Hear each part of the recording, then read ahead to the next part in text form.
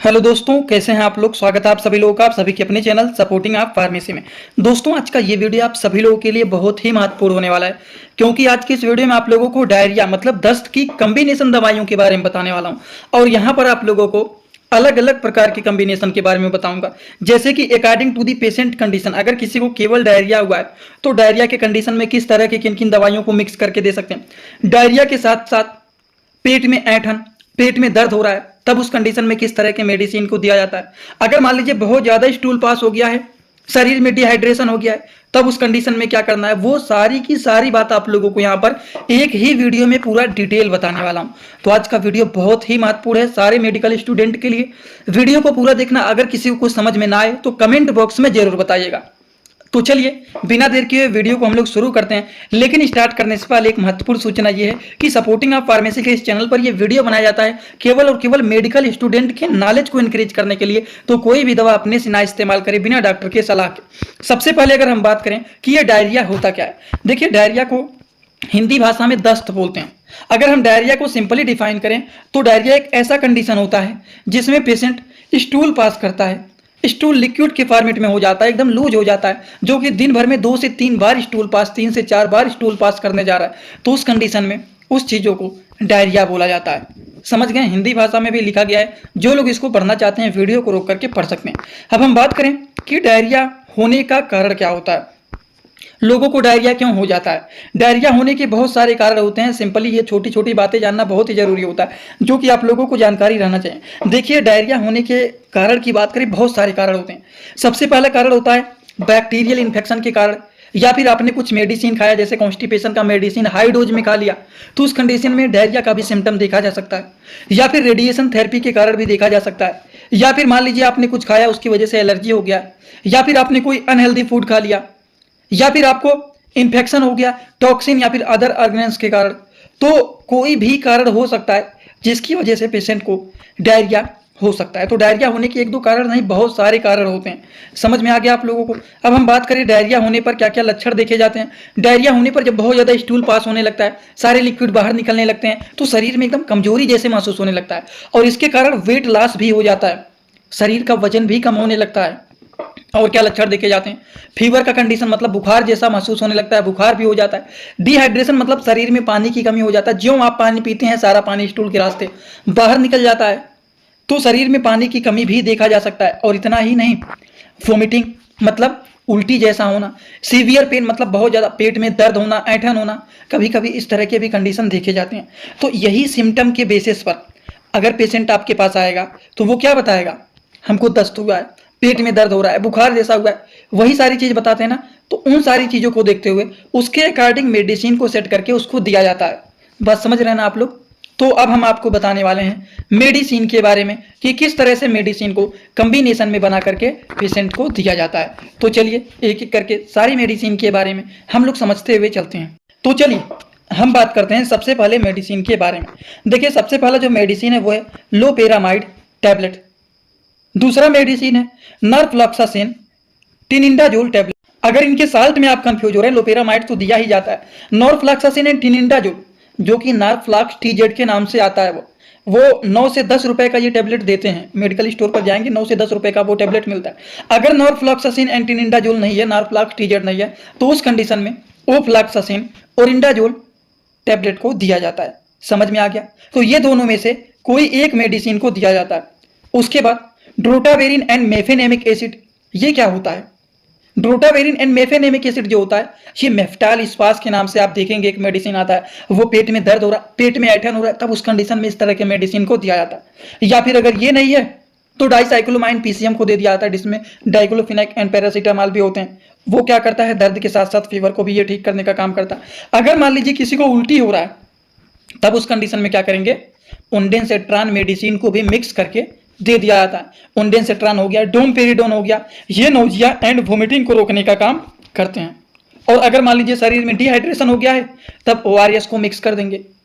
समझ में आ रहा है ना आप लोगों को एकदम अच्छे से। सिंपली आपको देखिए यहाँ पर मैं बताने की कोशिश कर रहा हूँ कि अगर किसी को डायरिया का कंडीशन हो गया है तब क्या करेंगे, उसको लोपेरामाइड दे देंगे, नॉरफ्लॉक्स TZ दे देंगे, अगर मान लीजिए आपके पास कोई एंजाइम का टेबलेट है तो उसको भी आप मिक्स कर सकते हैं और उसी के साथ साथ एक गैस की दवा दे देंगे। लेकिन अगर मान लीजिए उसको डायरिया के साथ साथ स्टमक पेन भी हो रहा है, पेट में दर्द, पेट में ऐंठन जैसा हो रहा है, तब किस तरह के मेडिसिन को आप देंगे? तब उस कंडीशन में लोपेरामाइड, नार्प्लाक्स, टीजेड, उसके बाद मेफ्टालिस्पास और उसी के साथ एक गैस के मेडिसिन को मिक्स करके दे देंगे। बात समझ गए? लेकिन अगर मान लीजिए किसी को डायरिया के साथ साथ वोमिटिंग भी हो रहा है, उल्टी दस्त दोनों हो रहा है, तब क्या करेंगे उस कंडीशन में? उस कंडीशन में आप देंगे लोपेरामाइड के साथ साथ आप नार्प्लाक्स, टीजेड दे सकते हैं और उसी के साथ साथ ओंडेंसेट्रान और उसी के साथ आप एक गैस की दवा मिक्स कर देंगे। समझ गए?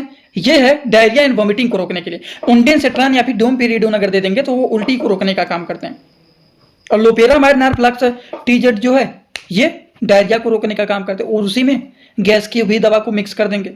तो इस तरह से दवाइयों के कॉम्बिनेशन बना करके डायरिया की कंडीशन में दिया जाए। दोस्तों इसी तरह से मैं आप सभी लोगों के लिए एक बुक बनाया हूं जिस बुक का नाम है A to Z medicine book. ये दोस्तों जो बुक है ये टोटल 600 पेज का है, जिसमें आप लोगों को टोटल 46 चैप्टर मिल जाएंगे और साथ ही साथ आप लोगों को 46 वीडियो लेक्चर भी मिल जाएगा हर एक चैप्टर का। ये दोस्तों जो बुक है ये टोटल 499 रुपए का है। ये बुक आप लोगों को व्हाट्सएप पर PDF के फॉर्मेट में दिया जाता है और अगर आप लोग इस बुक को लेना चाहते हैं, अगर आप मेडिकल के छात्र हैं, प्रैक्टिस करने वाले छात्र हैं, तो आप लोग इस वीडियो के कमेंट बॉक्स में जाना, आप लोगों को एक लिंक मिल जाएगा। जब आप उस लिंक पर क्लिक करेंगे तो डायरेक्ट आप व्हाट्सएप पर पहुंचेंगे, उसी नंबर पर पेमेंट करना है, वहीं पर आपको बुक और पूरे बुक का वीडियो लेक्चर मिल जाएगा। ये बुक PDF के फॉर्मेट में मिलेगा आप लोगों को। जो लोग लेना चाहते हैं जरूर इस बुक को परचेज करें, जिसमें हजारों प्रकार की दवाइयों का नॉलेज आपको मिल जाएगा। बात समझ रहे हैं? डायरिया में कुछ लोग अपने सिम्टम को बताते हैं, कुछ नहीं सब बताएंगे। अगर मान लीजिए उनको दस्त के साथ साथ पेट में दर्द और ऐंठन हो रहा है, तब कौन से मेडिसिन को देना है? केवल डायरिया हुआ है तब कौन से मेडिसिन को देंगे? डायरिया के साथ साथ वोमिटिंग भी हो रहा है तब किस तरह से मेडिसिन को देंगे? वो सारी चीजों के बारे में आप लोगों को मैं यहाँ पर बताया हूँ। जैसे कि अब आपको यहाँ पर भी बता सकता हूँ, अगर किसी को केवल डायरिया हुआ है तो लोपेरामाइड, टिंजाजोल और गैस की दवा मिक्स करके दे सकते हैं और इसी के साथ एंजाइम भी आप दे सकते हैं जिससे डाइजेशन ठीक रहे। ठीक।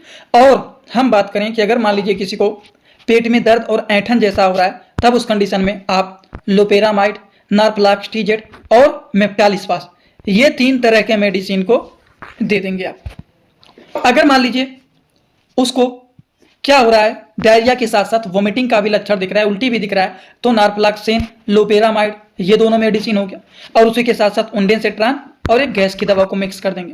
अगर मान लीजिए बहुत ज़्यादा वोमिटिंग हो गया है, शरीर में डिहाइड्रेशन हो गया है, तो ORS को भी मिक्स करके दे देंगे। ORS को पानी में डाल करके पी लेंगे जिससे शरीर में डिहाइड्रेशन ठीक हो जाए, पानी की कमी दूर हो जाए। अब आपको बताने वाला हूँ, इन दवाइयों को थोड़ा सा दिखा देता हूँ। जैसे कि ये हो गया लोपेरामाइड, ये हो गया नार्प्लाक्स, टीजेड, ओफ्लॉक्सासिन। अगर मान लीजिए नार्प्लाक्स, टीजेड नहीं है तो उस कंडीशन में आप ओफ्लॉक्सासिन और इंडाजोल को दे सकते हैं, जो कि जेनफ्लॉक्स OZ के नाम से आता है। ORS को तो जान ही रहे हैं, जो कि पानी में घोल बना करके इसको पिया जाता है, जिससे शरीर में डिहाइड्रेशन ठीक हो जाता है, पानी की कमी ठीक हो जाता है। ड्रोटिनियम हो गया ये, ड्रोटावेरिन और मेफिनेमिक एसिड। ठीक।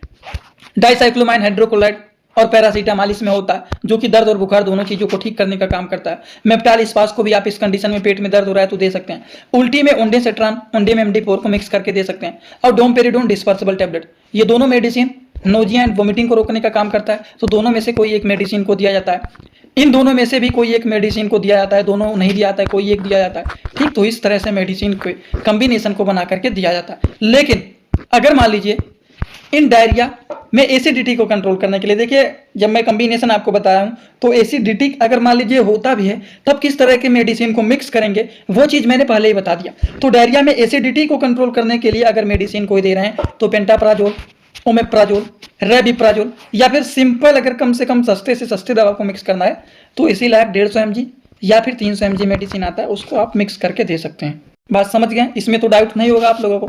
इन दवाइयों के देखिए लास्ट में प्राजोल, प्राजोल, ओमेप्राजोल है। ठीक। प्राजोल आता है, वो सारी दवाइयाँ गैस की दवाइयाँ होती है। तो फार्मूला आप लोगों को मैं बताया हूँ पहले, शायद ही कोई ऐसा होगा जिनको नहीं पता होगा। ये देखिए है रेसिड्रोटिल कैप्सूल, जो कि ये जिडोट के नाम से पॉपुलर होता है। ये क्या होता है, ये इंटेस्टाइन में वाटर के एब्जॉर्प्शन को बढ़ाता है, जिससे क्या होता है जो डायरिया का कंडीशन होता है वो ठीक हो जाता है। ठीक। तो इन चीज़ों के लिए जिडोट मेडिसिन को भी मिक्स करके दिया जाता है कभी कभी। अगर हम इनके डोज के बारे में बात करें, according to the patient condition दिन भर में 1 से 2 बार इस टैबलेट का यूज किया जाता है। हम बात करते हैं अगर मान लीजिए की कंडीशन खराब है, इंजेक्टेबल टैबलेट का यूज करें तो एंटीबायोटिक इंजेक्शन को भी मिक्स करके दे दिया जाता है। जैसे कि ड्रिप में बात करें तो सिप्रोफ्लॉक्सासिन, मेट्रोजिल का आता है, एमिकासिन एंटीबायोटिक, जेंटामाइसिन एंटीबायोटिक आता है। तो इस तरह के एंटीबायोटिक को ड्रिप में लगा करके भी दिया जा सकता है। हम बात करें अगर मान लीजिए बहुत ज़्यादा पेट में दर्द हो रहा है, बहुत ज़्यादा उल्टी हो रहा है, तब उस कंडीशन में क्या करेंगे, तो पेट दर्द को ठीक करने के लिए डाइसाइक्लोमाइन का इंजेक्शन आता है, मेफ्टालिस्पास के नाम से पॉपुलर होता है। तो ये पेन को कंट्रोल करने के लिए मेफ्टालिस्पास को दिया जाता है पेट में अगर बहुत ज़्यादा दर्द हो रहा है, ठीक। और अगर मान लीजिए ये क्या हो गया, इधर उधर हो गया था, ठीक, चलिए सही हो गया। अब कंट्रोल पेन मतलब दर्द को ठीक करने के लिए दिया जाता है। और एमेसेट जो होता है इसका जो साल्ट नेम है वो है ओंडेनसेट्रान। तो ओंडेनसेट्रान का क्या काम होता है, नोजिया एंड वोमिटिंग को रोकना, तो जी मचलाना, उल्टी आना, उन सारे कंडीशन में एमेसेट इंजेक्शन का यूज किया जाता है। अब हम आपको एक बात और बताना चाहता हूं कि अगर मान लीजिए बहुत ज़्यादा वोमिटिंग हो गया है या फिर मान लीजिए बहुत ज़्यादा डायरिया हो गया है, शरीर में डिहाइड्रेशन हो गया है, पानी की कमी हो गया है, और इस कंडीशन में देखा जाता है कि ब्लड प्रेशर भी लो हो जाता है, तो सबसे पहले पेशेंट के ब्लड प्रेशर को मेजर करना है।